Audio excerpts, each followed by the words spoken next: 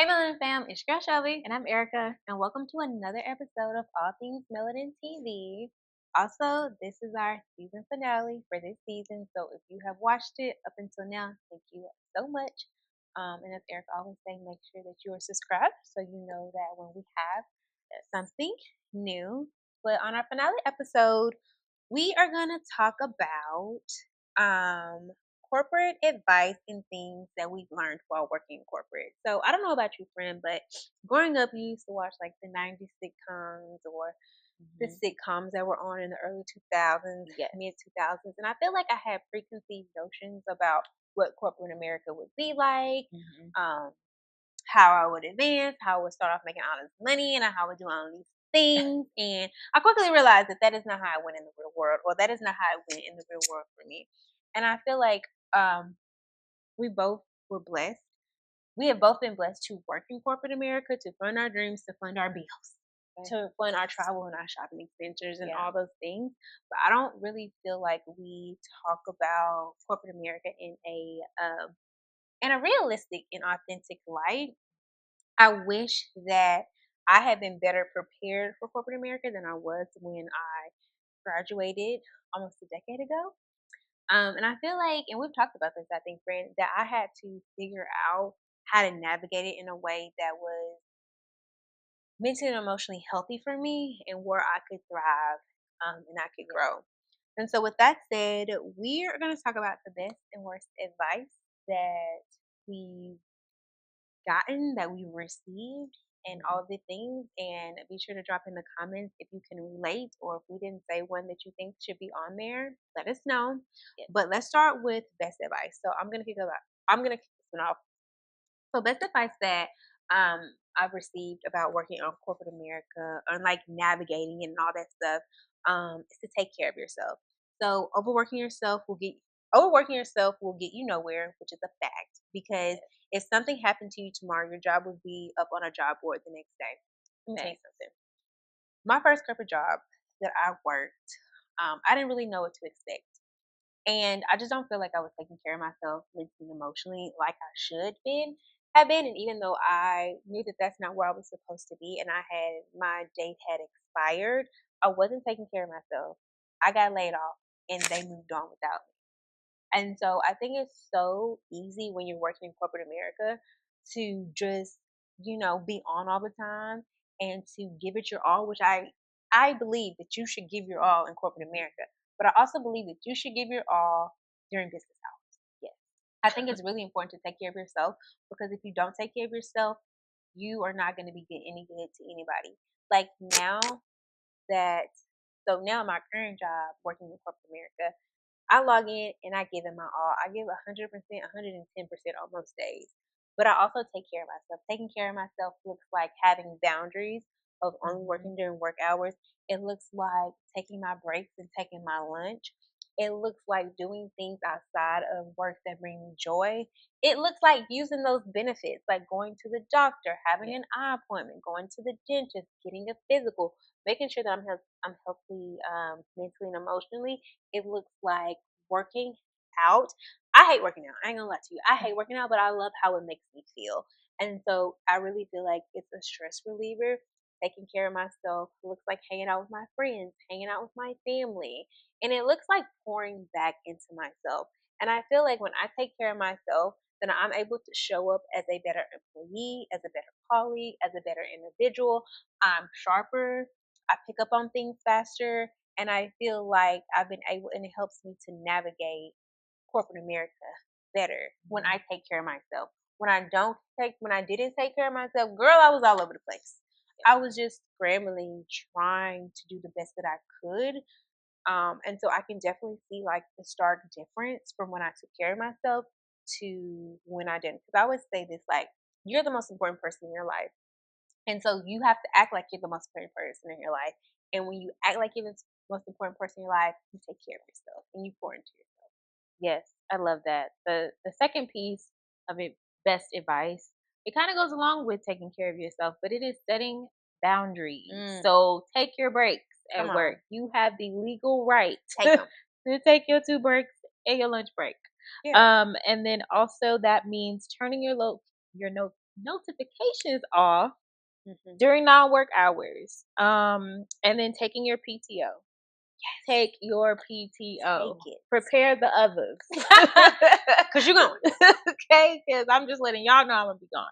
I'm not asking permission. So also with setting the boundaries would be to create a routine that balances you out at work. That's so So an important. example that I could use is I'm a note taker anyways. I am a to-do list type girl. And so what helps me routine wise is at the end of each day, I'll write a to-do list of the next day. Even though things don't always there'll be random things that I didn't expect added to that to-do list, but it helps me already get organized for the next day. So the next day I'm not coming in and I'm scrambling because I don't know what didn't happen at the end of the next day. So it just helps me stay organized. And I think that the easier you can make it on yourself the next day, Oh yeah. um, can be really helpful. So if that means creating a routine, maybe your routine is to make sure you eat your breakfast before you log in, make sure you take your breaks at these certain times. If you're able to, making sure you take your lunch break, making sure Yeah. you're eating your lunch. Even some days, let's be realistic, some days it's so busy you end up eating your lunch at your desk. Yeah. Sometimes, but don't make that a habit. Right. Take your lunch break. The business, the building is still gonna be there when you go take your lunch break and come back. So Right.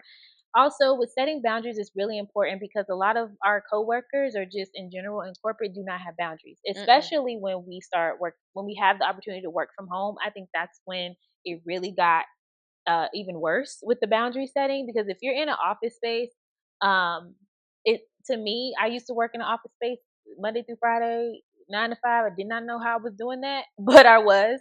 And there may be people walking up to your desk and interrupting you or having a question, but it feels like when we had the opportunity to work from home after the world shut down, Mm-hmm. people really stopped having boundaries. Trying to ping you after work hours, trying to give you a call after work hours or in the middle of something. And it's just like, did those boundaries go away? And do I have to reaffirm those boundaries? So Right. always reaffirm those boundaries for yourself, because if you don't, and you sometimes I joke and say like I just worked myself too hard in this position, now everything is coming to me. And that's true. Do your job you're supposed to be doing and then go home, or then log off if you're already at home. But that's what I would say is set your boundaries, Yeah. whatever that looks like for And you. that's so important, friend, because I feel like boundaries allow you to. It ties into the first one, like you said, like boundaries allow you to take better care of yourself. And I Hmm. pray that it also helps you to thrive and just be an all around, um, I think better individual and just like a more present and happier and joyful individual. Yes. This last one I think is a big one, and I don't think that we talk about it enough. But the best piece of advice that I have found is that like no one is responsible for your career. You are responsible for how successful or not successful you are. It's on you to get you where you want to be. I don't Right. know. I feel like there's this preconceived notion that if you come in and you do exactly what they said to do or you fly under the radar, that you will get where you want to go. That may be true, but that has not been the case for me and probably not for you. Yeah. I think that the best piece of career advice that I can give anybody, particularly that wants to move up in corporate America or that wants to do anything, is that you have to take control of your career and you have to advocate for yourself. You have to push for yourself. Like if you, for instance, like if you want a promotion or you want to move up, like do people know that you want a Right. promotion? Do people know that you want to move up? And it can be scary to bring things up like Hmm. that. Me and Erica have talked about this before. But if you don't advocate for yourself, they're not going to know what you're thinking. And if you Yes. don't advocate for yourself, they're probably not going to do, are probably not going to bring it up. I'll tell you a little story. So, working at an organization, and I had been like doing a really good job. I feel like I had got my feet under me and I was like, you know what? Like, I feel like I am ready to take it to the next level. And I remember talking to my mentor at the time, and she started asking me all these questions. And she really created a safe space for me to do that. And she was like, girl, and she was a black woman, and she was like, girl, you're going to have to bring it up. And I was like, oh my gosh, no. Like, how am I going to bring it up? Like, never remember. And she was like, you're not going to get in trouble for asking. And so we sat down and we went through what I could say, how I could bring it up and how the conversation would go. Because obviously I did not walk in there saying, I want a promotion. No. I literally broached the conversation to be like, hey, and I'm paraphrasing. I was like, hey, I've been here for X amount of time. I really enjoy my job. And what I asked the person, what I asked my manager at the time, I said, what can I do to get better and to evolve and eventually grow my career? That's literally what I asked. I said, what can I do better and what can I work on? And I think it kind of took my manager at the time a little off guard, but he answered my question and it got him to thinking about it, I feel like, and it put things in motion and I ended up getting a promotion. Now, could it have already been in the works? It could have. But I say that story to say that I was just proud of me because I've never done anything like that. And that was really an example of me, in my opinion, taking control of my career and putting myself out there for it to be known that I wanted to move up and grow in the organization. And I think whatever you want in your career or whatever you want, whether it's a traditional career or not, like I think that you have to write down what you want. One of my things my mentor told me recently, she was like, write down what you want. She said it could be anything, right? I want XYZ. I want to go to Bali. I want to own a house. She said, write down everything you want. And then after that, and so I think after you write all those things down, I think that you can start to write down what are action steps to get there. I think that like when you're trying to grow in a career, I think sometimes you have to bet on yourself, but you have to do it strategically. I think that you have to put yourself out there. I think that you have to speak up. I think that you have to advocate for yourself. And I feel like you have to put your best foot forward. And I know you can relate, friend, because I know that we've had conversations and you've had to bet on yourself and you've had to bring things up that I'm sure were uncomfortable. Yeah, I'm always gonna say advocate for yourself, and especially with me being the only black woman in my whole entire organization. It is challenging, and especially when I have to show up and lead meetings that are a bunch of people that don't look like me, and they got to listen to what I got to say. It's intimidating every single time, and I've been there for years. So it's like just always making sure that I stand up and show up and advocate for myself. I've had to do that in the beginning Hmm. because I ended up taking on more work and essentially doing two jobs with one pay. And I remember having to have these conversations with these older men that didn't look like me and having basically to give them here's what I'm doing because a lot of the times the big boss they don't know what you're doing on your everyday work. So a lot of people if you don't speak up for yourself, they're not just going to come, "Hey, I hear you want a raise." Like that's not how it's going to work. You need to make sure you have a plan.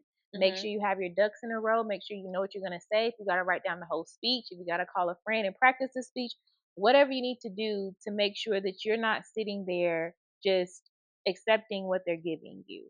Right. Especially when you feel like you deserve to be recognized or promoted. Hmm. And then always, I mean, corporate honestly can be a game. Sometimes you do have to sit there and play the game because a lot of corporations will Yeah. have different rules and regulations on how long you have to be in that role to be promoted and Yeah. things like that. So you do be smart about it. Make sure that you're getting your education and expanding your knowledge, whether it's taking webinars, getting certificates, making sure that you are always one step ahead so that you're always prepared to be brought forth to where you're trying to go. Yeah. So that would be my best advice because you're right. Nobody's going to just give you your career. You got to make it happen. Right. And it's possible to make it happen. Hmm. So we talked about the good. Let's talk about the bad because everybody thinks their advice is the best advice, but let's be honest, that's a lie. Lie. People do be giving bad advice. And so um here's a piece. Okay. So here's some bad advice. Overextending and going above and beyond yourself will bring you career success. That is completely false. Hmm. I'll use the example. At our first corporate job, I'll give you an example. I remember, I had been in the organization. You were still there, so I think I had been there about 2 or 3 years, and I had just finished up my master's degree, and I had undergrad. I had like a double bachelor. Um, and I remember I was getting ready to graduate that December, and I had applied for a supervisor position. And and keep in mind before that, I had been overextending myself at my job, going above and beyond during work hours, putting my best foot forward and doing all of these things. And when I went to apply, they literally replied and said, "Hey, thank you for applying." They sent me an email. "Hey, thank you for applying, but you don't have enough experience for this position." They hired somebody who worked there who did not have a college education and who worked at Hooters for the supervisor position. America knows what I'm talking about. And so I said that to say, for me, that was an example of overextending myself and going above and beyond will not automatically produce career success. I think there are a lot of different factors that go into career success, but overextending yourself isn't one, in Yes, my opinion. that's a good one. Because, like we said, take care of yourself first. Don't overextend. The second piece of bad advice is caving into societal pressures of what others think you should be doing. Oh, child. Don't listen to what other people think you should be doing because other people ain't got to deal with that job. You do. So, I would say number one is just be very sure about what you're doing. Yeah. And if you are not I don't want to say comfortable because you're not always going to be comfortable, but if there is a change that you want to make, Hmm. because a lot of people do put expectations on you, even families put expectations Yeah. on you, like we expect you to be a doctor. Well, if that's not what you feeling, Like, are you a I don't need doctor? you operating on me, and you don't even want to be here. So, Right. like, do what you are passionate about doing and go for that. And it's okay to make like a career change. That's what I Yeah. think about when I read this. Is like society tells you like get a degree, get a job, do this, do that. And it's like, well, some people maybe that's not what they want to do. And Yeah. that is okay. Be okay with what it is that you want to do Yeah. and don't just go by what society is trying to tell you. There are billionaires that just got a high school diploma. Okay? And I'm just saying like don't mm, just be sure about what you're doing and don't look at everybody else and what they're doing. Now, obviously, there are careers that you're going to need that education and need those certifications, obviously, but that's not what I'm talking about. I'm talking about when you feel like you're caving into what other people are trying to tell you to do, and then that's the way that you're going. And then at the end of the day, you're not going to be happy, Right. or you're just going to be kind of going through the motions. Now, I will say, on the opposite of that, there are things that you have to do to get to where you want to be. Oh, for You sure. got to continue to do what you need to do to get where you want to be. Yeah. Um, but just don't cave into what others are telling you you should do. That's terrible advice. Yeah. I think the last piece of advice that's been terrible is that being all things to all people will get you far. That is false. Mm-mm. That is so, so false. I think it's important to be very strategic in how you network and show up at your job. Work smarter, not harder. Be strategic. And so I feel like, friend, this really kind of goes with caving into societal pressures. It's kind Mhm. of like Erica said. Like, there are certain things that you are going to have to do to be noticed, to put yourself out there. Like, I think it's important. Like, if your team does have company events, or they have like a certain, like, maybe charity that they like to go to or that they believe in, Mhm. participate. Yeah. Like, if they have like a networking event, participate. If Mhm. they have a happy hour, participate. But here's some tea. Go and participate in the happy hour, but don't drink. Yes. Because some people will get slammed, but it's so interesting to be there when you're clear headed. Mhm. And I feel like people talk a little more loosely, Mhm. and they're a lot more relaxed. I don't think that you have to show up and be fake. I don't think that you have to show up and be inauthentic. I don't think that you have to show up and be anybody that you don't want to be. And I don't think that you have to be all up in everybody's face and be all things to all people and have all of these people, blah, blah, blah. It's just, from my experience, it's really important for the decision maker to know who you are, to know how you're adding value to the organization, to know how Mhm. you're increasing that bottom line and making them more money, and really showing your value that Mhm. you bring. And I think that it's important to be strategic in doing that and putting yourself in positions and places where you can make that known, or even just getting to know people in higher places, or just getting to know people. Because one thing that I found is that it's really important, the older that you get in your career and the more that you progress, who you know, because you Mhm. don't know where people are landing. You don't know the power that they're yielding or how they're going to get there or whatever the Mhm. case may be. Yeah, it is more so about who you know. But being things to all people can lead you to just burn out. Right. And to being tired. Yeah. And I'm just not a kiss ass when it comes to like corporate. Like I know how to operate just being cordial doing my job, but I have seen it where people are, you know, that they're just kissing ass to get to where they want to be, Too and much. that is not the way to go. That's not Yeah. integral to me. I feel like as long as you show up and do excellent work for your standard, Yeah. whatever it is that you're doing, and making sure that you're doing that to your standard because of who you are, Right. and then making sure that you are networking within people, and then trying to make a change. Like a lot of companies, they ask like, okay, well, how can we improve?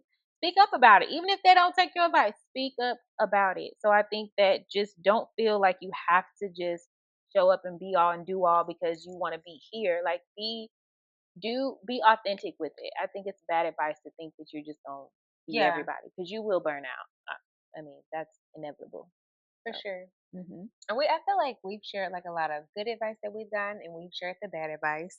And as two individuals, friends, we've been in corporate America for over a decade. We don't know everything, but we no, know a lot. yeah. So, what do you think, friend, is your takeaway for this episode, or your best piece of career advice that you would like to leave everybody with? I think just be clear on what you want to do with your career, um, Mm, for yourself.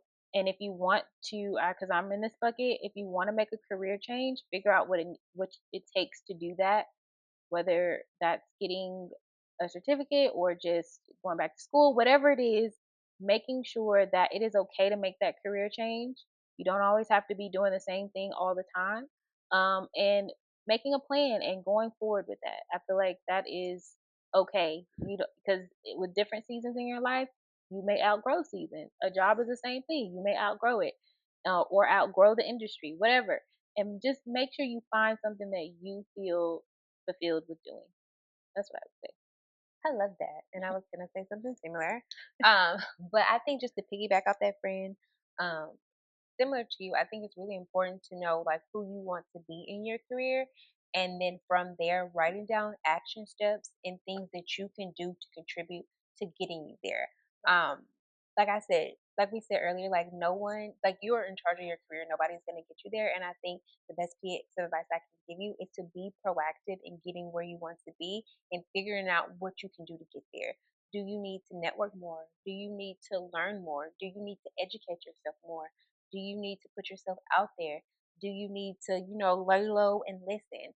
I think knowing what you want to do, figuring out steps that you can do to get there, and then hmm implementing them Yes, would be my best piece of advice. that's perfect. So make sure you drop what your best piece of advice is in the comments. And like we said, this is the finale of our season 2, but we will be back We one will. day soon. But we thank you for watching. Make sure you like, share, subscribe, and we will see you next time. Bye. Bye.